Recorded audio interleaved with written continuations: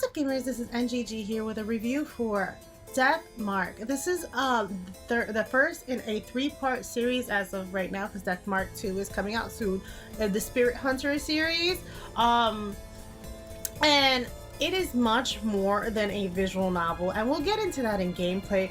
But let's talk about the story of Death Mark.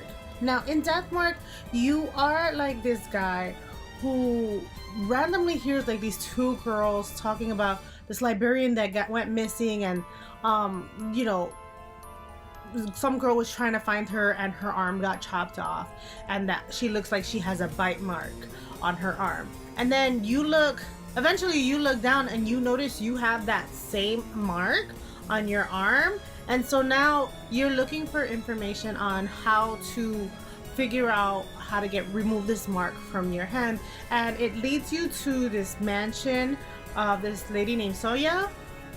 And when you get there, you quickly find out that she has no longer in this world. She has been murdered, and her body is there when you get there, and it like quickly disappears after you like take a second glance. You head downstairs and like you notice like this doll just sitting there, and apparently this doll is somebody who is gonna help you along your path to finding out what's going on in this mansion. So she explains that Soya's was working on finding the cure for this death mark. You can choose to believe it or you can choose not to. If you don't believe it, you practically die instantaneously. So obviously you want to believe that the mark is real.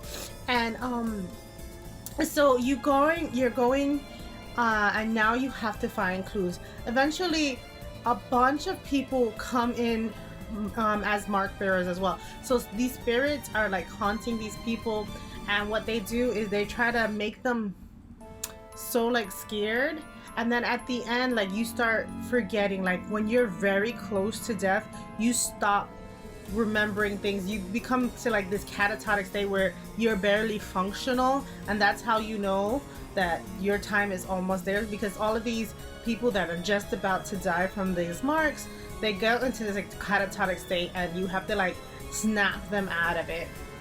And there are several spirits that you're having to deal with in this way. You're having to help a bunch of mark bearers. So each chapter you get at least 2 to 3 different characters. Maybe one might pass over from another chapter. This book has like 6 chapters in it, and it took me, I believe it took me 45 minutes to beat or something like that, or 20 minutes. I'll put down below how long it took me to beat. But yeah, so this book took me a bit to beat. There are like I said, 6 chapters, an epilogue chapter and a prologue chapter as well. So about 8, 9. The epilogue and the prologue chapter are just a bit small, so obviously I don't count them as full chapters. So there's about at least 6 spirits for you to take care of, and what you're doing is you're trying to investigate these reasons why everybody has these marks. So you're having to go into these locations from like forest, temples, schools, places like that, to investigate where these spirits are hanging out and how you guys are having these marks.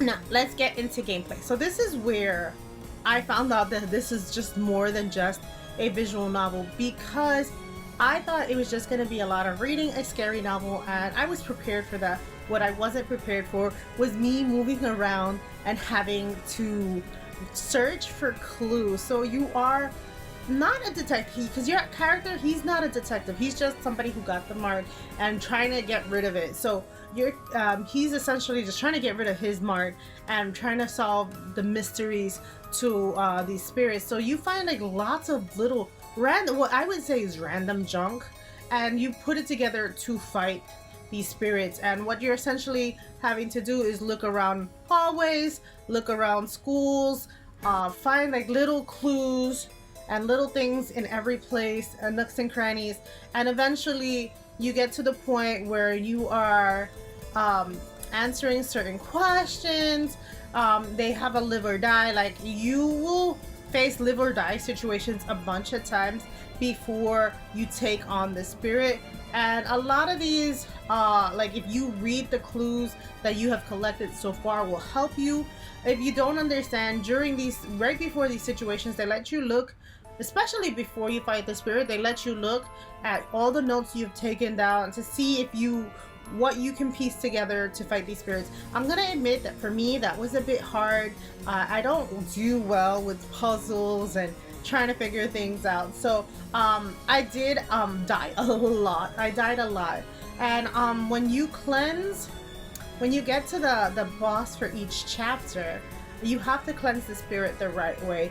If you are not the mark bearer that the spirit gave, like say I got one guy, but the spirit that we're going against didn't give that person the mark, then the spirit, after you defeat it, is gonna take a soul with him when he goes, because you didn't cleanse him the right way. The person who gave him the mark is the one who's supposed to be, you know, taking care of you. It's supposed to be taking care of the spirit themselves. So I will say that some of the times it was super hard to figure out some of the puzzles. I'm gonna say last year I tried this game and I got so lost in the sauce with one piece of the puzzle because I didn't pick the right option. Like, because usually you do examine and then you use tools, but very rarely I mean, there's a look button all the way on the bottom right, where all your tool stuff is, where all your picks are, and I never look at the right side because it's usually examine or using your tools, and that's how you find it. If you don't use that look button, you will never pass those certain points. So you have to make sure whenever you see those look buttons, you look, because it'll tell you, oh, this has this, and then now you can say, oh yeah, okay, now that I know what this looks like, now I can see what tool I have at my disposal to figure this out.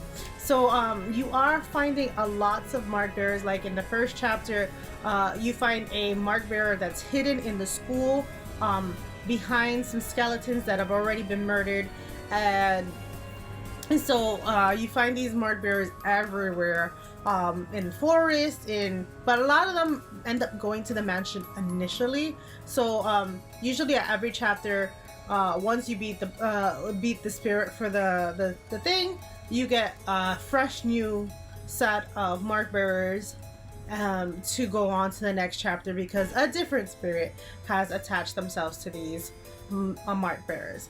So now let's get into a rating. I'm gonna say I quite enjoyed this game. It took me a little bit to figure out, and there were some parts that were a little frustrating that I didn't know how to figure out. But once you generally get how this game is played, you have to look at every nook and cranny. Sometimes you have to find something in one place and then go back 2 steps to another place to put it down. And like once you figure that out, it's not so hard. It's just figuring that out that is the hardest part, right? So I'm gonna say, for a rating, I'm gonna give this a 4 out of 5. It was pretty scary for me. You have sometimes where spirits will flash on your screen, and sometimes I guess that's the jump factor that they're going for, and it worked for me. Because I'm reading the book and then all of a sudden a spirit just pops up.